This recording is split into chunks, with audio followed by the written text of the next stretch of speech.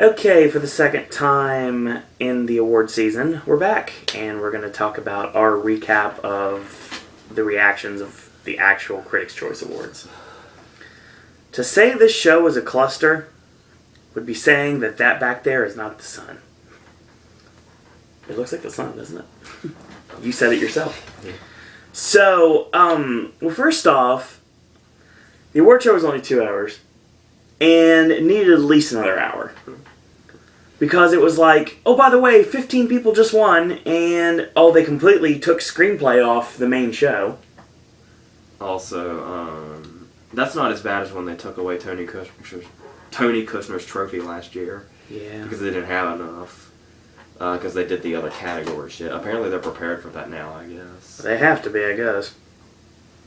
Um, So we're going to talk about everything one by one, and we're going to talk about our opinions on who won and who lost, and just like we did in the previous video for the Golden Globes. And like we're going to be doing for the SAGs, too, because the SAGs are officially tonight. yeah. In about an hour, actually. Yeah, around there. We'll be eating pizza and watching the SAGs very soon. So, let's just talk about the first category, which was Best Visual Effects. Duh. Like, Moving on. Gravity, At obviously, least won. they were smart enough to nominate the Pacific Rim instead of No Hobbit's there. Yeah, Hobbit is there, so... You're hey, World War Z is not there. Yeah. Not, That's the important thing. The Pacific Rim was there. yeah, that's all that matters. The next would be Best Song, and actually, still going to Let It Go. Yeah, I guess that's going to be the... apparently, what's his name that wrote it's going to be an EGOT winner. EGOT. Robert Lopez will be an EGOT after March 2nd. Unless Bono beats him. No way. No chance. You too. I think Bono's special. Fuck the rest of his band. Yeah, The Edge appreciates you. He's the only one anybody ever remembers either. Whenever I say Bono, I mean you two as a whole. Yes. Unless I say, like, Bono's a douchebag. Not you two, necessarily. I can't speak for the rest of the band. This will be the last time... Yeah, this is the last time we had a chance to hear Please Mr. Kennedy in the award season. Yeah. And nothing. Oh, by the way, Let It Go won! Yay! And that was a bumper before the commercial break went to. Lopez got screen time when it won animated. Yes. For a second. The Frozen got 2 awards. Very deserving awards. After we went to all this trouble to hear all these songs, just nothing. They don't really get in a moment. They kind of showed them on camera for like 2 seconds, and that was it. Best score went to Stephen Price for Gravity. That's kind of surprising. Yeah. A lot of people... But then again, when you look at the competition, maybe not so surprising. The competition's pretty awesome. You got Zimmer's Doom and Gloom score for 12 Years a Slave. Apparently, a lot of people don't care for Zimmer's score. Apparently not. Is what I'm learning. You have Newman's Bounty and Fun score for Saving Mr. Banks, and we have Arcade Fire, of course, for her. I'm kind of surprised her didn't take this. I don't know. There's really no front runner for this. So No, there's not. It's like, obviously there's something missing here because there's only 4 slots, but I can't even think of what that would be. Yeah. I don't even remember what the Oscar nominations were off the top of my head. No, we don't have that in front of us. And Philomena was in the Oscar nominations. Yeah. And The Book Thief's not here. No Book Thief. Oh. Alright. So, we've got Best Makeup, which actually went to American Hustle. Yeah. I don't have an issue with American Hustle winning something else. They might do what all the other award shows do, and it's actually makeup and hair. They just didn't put hair. Maybe. Rush was here. That's nice. Rush getting nominated was good enough for me. We'll talk about somebody getting nominated being good enough in just a few categories. Best Editing, of course, Mark Sanger and Alfonso Cuarón for Gravity. No issue with that, really. I am very happy The Wolf of Wall Street made it. Yeah. And obviously, American Hustle is still there, and Rush made it, so that's good. I think, I'd say American Hustle is Gravity's only competition in this category. Absolutely. I've been trying to tell you guys all along. Well, Taurus Slave is going to eventually win picture anyway. No, it's not. But we'll talk about that later. After tonight, we can actually fully talk about that a little bit more. Costumes went to Gatsby. I was very happy with that. They think that's probably going to be kind of like a lazy sweeping. Let's just give Gatsby costumes and production design and just send them on their way. I don't have an issue with Gatsby winning anything, obviously. Because when Gatsby had the original release date that it had, it could have been contending as well. But obviously, with such a bad release date, I think it'd be exactly where it is now.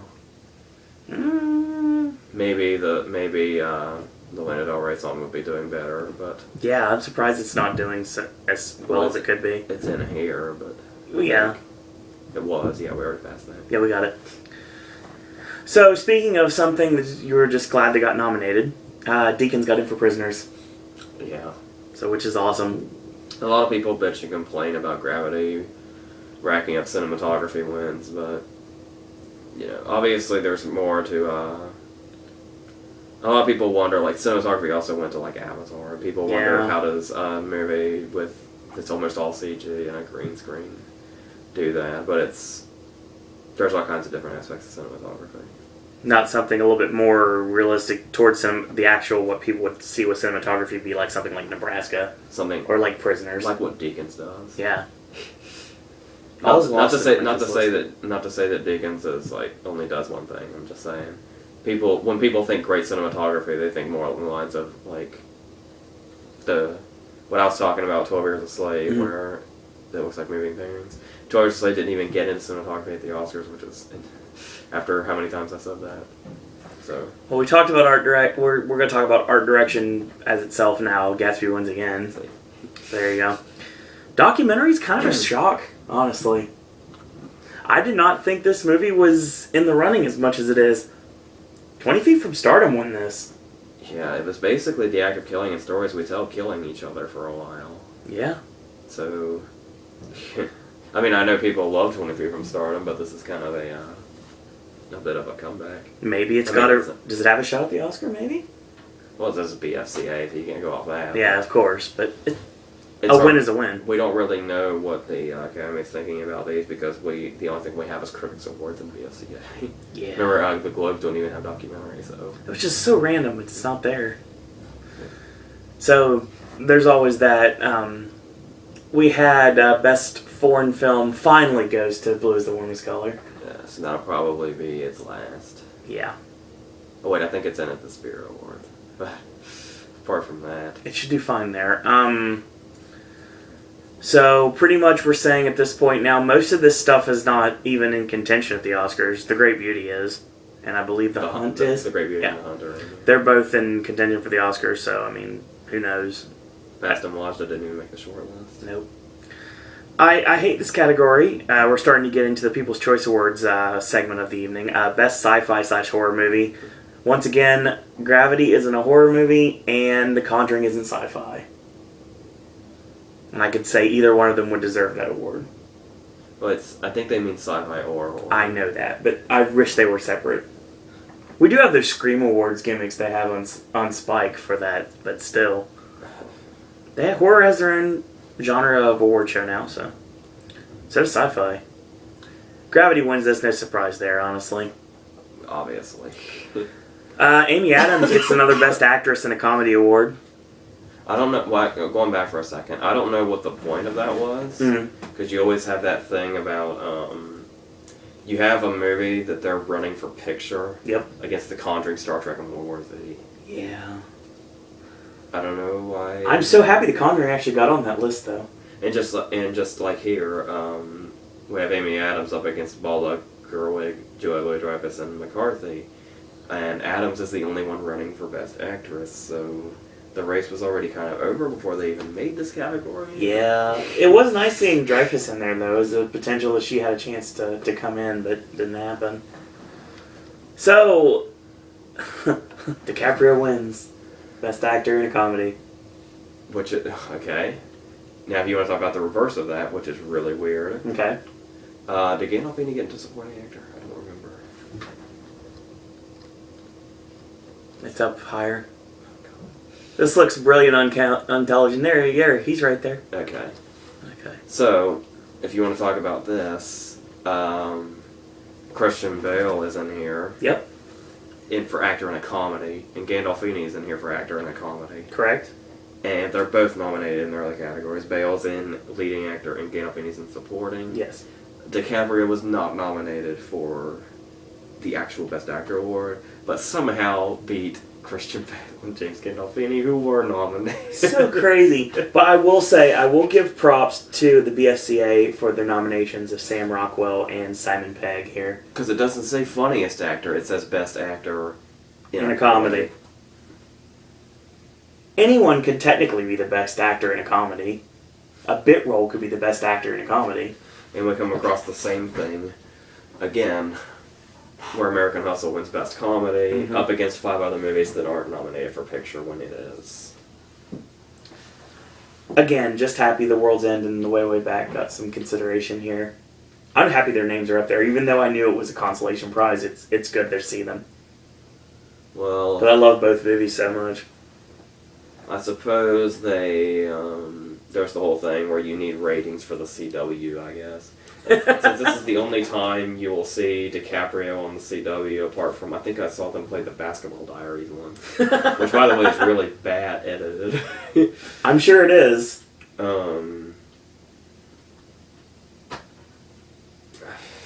Alright, let's talk Best Actress in an Action Movie. Honestly, why? Why does this category exist? Sandra Bullock, of course, wins. Big surprise there. Yeah, when 2 of them were filler. The nominees might as well have been Bullock and Lawrence. That's it. That's all you need. Marky Mark winning for Lone Survivor for Best Actor in an Action Movie. Yeah, which is really funny because they're basically so lazy about this. This goes back to what was that? It was 2011, I think, when Scorsese did that George Harrison documentary that was like 4 hours long. That we watched. All 4 hours. When Wahlberg went on stage to accept Best Actor in an Action Movie for Lone Survivor, they literally said over the intercom thing, "Oh, by the way, Lone Survivor also won Best Action Movie." Yeah. Just like for the Critics' Choice Awards, they were doing a retrospective on Scorsese. They were giving him like an honorary award. Yeah. And Scorsese went up to accept it. Scorsese gave his big speech. The intercom comes on. "Oh, by the way, his George Harrison documentary won Best Documentary." Unbelievable. I'm honestly kind of surprised in here that Mark Wahlberg won this. I mean, you've got Downey, you've got Pitt, you've got I was Henry predicting Cavill. Downey, but I was predicting Downey too because I when we never made- got a chance to say anything else. when we made these predictions, Lone Survivor didn't really have the love that it has now. So Yeah. It's I was just throwing shit out there. like we're talking about winning Best Action movie. Like just throwing shit out there. Like when the BFCA gives nominations. Yeah, no lie. I am happy Rush is an action movie, even though it's not an action movie. Yeah. But it's nice that it's nominated. Best Animated Feature, nothing can beat Frozen right now. Yeah, The Wind Rises was going there for a while, but it was like Frozen was completely taken over, at least for now. Yeah, we could get a complete surprise at the Oscars, like Ernest and Celestine win. It's potential, but no, Frozen's gonna win this. Best Original Screenplay, another award that should have been on the main show that wasn't. And Spike Jonze won for her, which is now starting to become the only competition that David O. Russell has for American Hustle. Eric Warren Singer's that guy. Yes. I always forget that poor guy's name.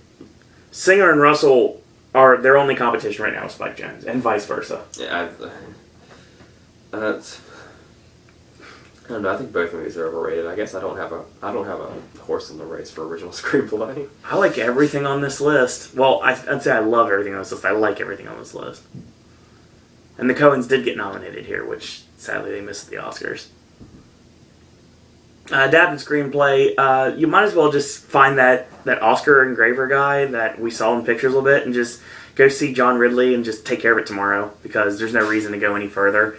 Honestly, in another year, Terrence Winter could have taken this and should take this, but this is John Ridley's award. And if John Ridley loses, then it's going to be like Jason Reitman. That's the first thing that comes to mind. It's going to be another Jason Reitman. That's the only way it's going to happen. I suppose you could also say Spike Jonze and Her is kind of equivalent to Tarantino with Bastards. Yep. He could win everything until the last minute. Mm-hmm. It's hard to say. But we do have Academy Award nominee Steve Coogan now, so that's something to celebrate about.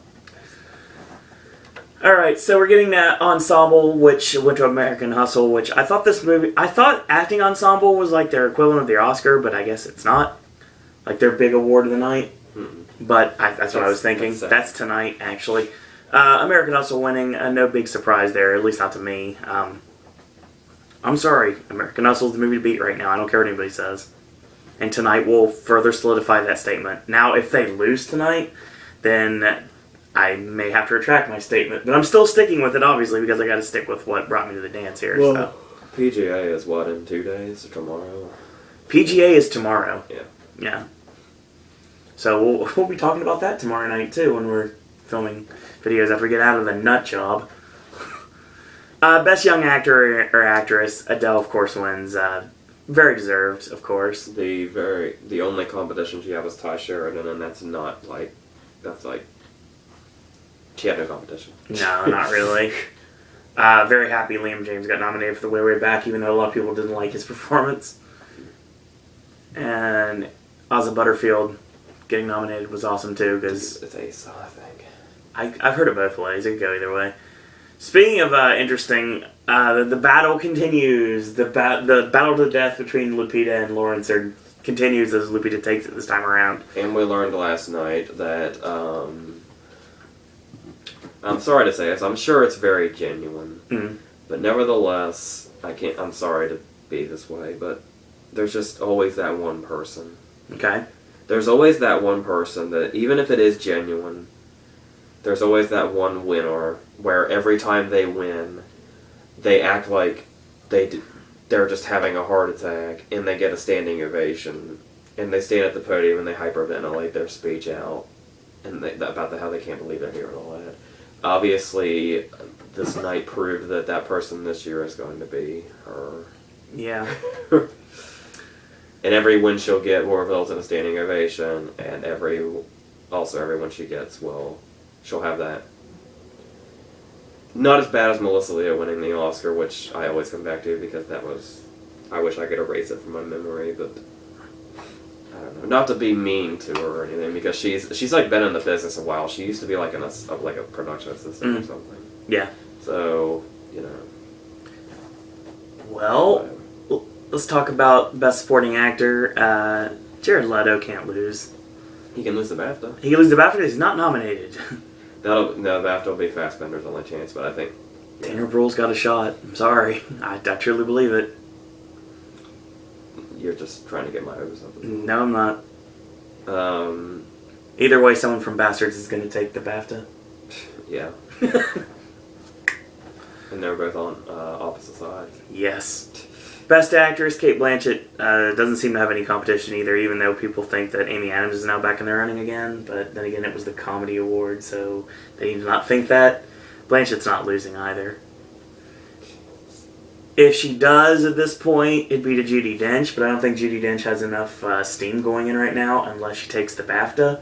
And like you said the other day, that we're thinking at this point they may just say forget it and just give it to Blanchett too. Yeah, she's probably just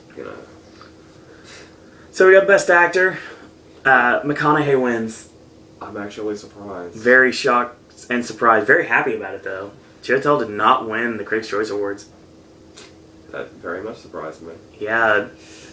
So now what we're looking at tonight is the big one. If Chiwetel loses tonight to McConaughey. Well, whoever wins tonight got it. Yeah. We've been predicting Bruce Dern, and the more I'm thinking about it, it's just like McConaughey has a legitimate chance to be the best actor of 2013 at this rate. It's very possible, and it's not something that's out of the realm of possibility at this point. So we're talking about another award that doesn't seem to go to anybody else. Best Director. Cuarón, I like him, don't get me wrong. I just wish this was a little bit more of a race. Steve McQueen isn't out. He's not out, but if he loses DGA, he is. Yeah. But we won't know that until DGA comes out. But until next then, week. I say McQueen still has somewhat of a chance. But, If Joaquin and Scarlett Johansson would have legitimately got in, I would say her would be a Jones would be a chance at director. Would have had a legitimate chance at director, but Scarlett Johansson was here. I assume you mean the Oscars. yes. The show itself referenced the Oscars all night, so we might as well do. Yeah, Just exactly. only further proving their insignificance. Yeah. And usually it's the first award show of the year, but with the Globes taking that category this year, it's kind of like, well, this is just a fun little award show that's pretty much paint by numbers.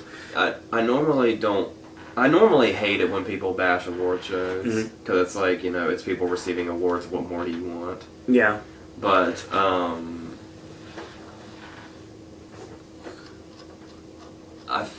I felt like we were watching like a rehearsal gone awry.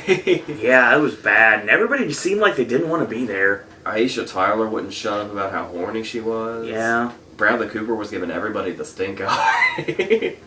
Yeah. The announcer guy went off in the middle of Bullock's speech, causing her to yell "What the fuck" into the microphone. She was the only, I think Kate Blanchett cursed too. I believe so, actually. But just It was just all over the place. I expected like the scenery to start falling down. I truly believe Aisha Tyler was not the original host of the show, and she was a last-minute replacement for whomever backed out at the last minute, because she seems really ill-prepared in just watching her on screen. And it was embarrassing that they were on the CW, because they had to keep plugging stuff from the CW. This is like... It was bad. The biggest fucking people in Hollywood Yeah. were in this room. And they're in there plugging the CW. The CW! I don't think over half those people know what that channel is. I'm happy, though. I'll plug the CW on here. Penn and Teller's Fool Us, that was over in the UK, is actually coming to the CW starting this month, which I'm excited about. And this happens at the Globe sometimes, but not all the time. Pretty much every time they came back from a commercial, what happens is, during the commercial breaks, obviously, they mingle. Yes. They get up out of their seats, they go find whoever they want to talk to, and they just, as Jonah Hill says, they get together and they gossip. Yep, pretty much. And every single time it came back from commercials and Aisha Tyler was on the stage or the presenters were coming out. Sometimes both. Sometimes Aisha Tyler would be out there, she'd make a couple of jokes that nobody would hear, and then she would bring out the presenters, and by the time the presenters were out, you could still hear everybody mingling. They just didn't fucking care. Yeah. There were a couple times where Aisha Tyler had to talk over the mingling. Yeah, that was really random, too. But it was really interesting because you have 12 Years a Slave obviously wins picture, and that's only its third win for the night. Out of 3 award shows? No, for this show. Oh, yeah. It had, I think it was 13. Yeah, it had 13 nominations and got 3. Then American Hustle had 4. Got 4, had 12. Gravity only missed 3. Well, most of those are tech awards, but that's okay. Editing and director are a huge deal, obviously. They are, but sometimes, With Wolf of Wall Street missing editing and getting into everything anyways, means that editing may not be as The Wolf important. of Wall Street missing editing is as weird as Inception missing editing. I think it's the same situation. A DiCaprio movie missing in editing. How appropriate. But yeah, when it was all said and done, basically Gravity took 7, American Hustle took 4, 12 Years a Slave took 3, and there was a 5-way tie with 2. Blue is the Warmest Color, Frozen, Dallas Buyers Club, The Great Gatsby, and Lone Survivor. What a weird group of 5. And the only one of those that were 2 important wins are Dallas Buyers Club. Yep. So, The leading men of Dallas Buyers Club are not losing. Frozen, technically, I guess. Yeah? But depending on how much you care about animated. Some people think animated is a throwaway category. It's not. Sometimes it is. Some people think documentary is a throwaway category. But that was what we thought about the Critics' Choice Awards. It was all over the place, and something, if you didn't see it, you don't really need to go back and watch it. I wouldn't, unless you want a weird laugh. Tonight's ceremony is going to be a lot more set in stone. Yeah, a lot more sophisticated. So, and it'll feel like an award show. That felt like we were just kind of like... And maybe... God. It's SAG. It happened last year. Maybe, if we're lucky, Jennifer Lawrence will have another wardrobe malfunction. Could happen. Never know. That made you look real bad on television here. It's alright. In the meantime, Oscar Versus will be continuing in the weekend, and we're almost done with Oscar Versus, and we're going to go into the love theme in February. We've got... It's also pretty much Oscar themed. Yeah, it really is, and I think actually it will be Oscar. It will be almost Oscar themed. We're working on that right now, actually. As soon as we get off camera, I'm actually going to talk to you about that.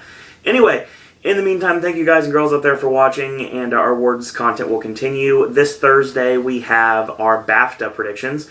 And the Thursday after, the last Thursday of the month, we're going to be talking about the Film Independent Spirit Awards. And as of this now, unless anything changes, the Oscars will be discussed on the weekend of February 7th. So, in the meantime, thank you guys and girls out there for watching. We're going to enjoy the Screen Actors Guild Awards tonight and some Eats of Chicago Pizza.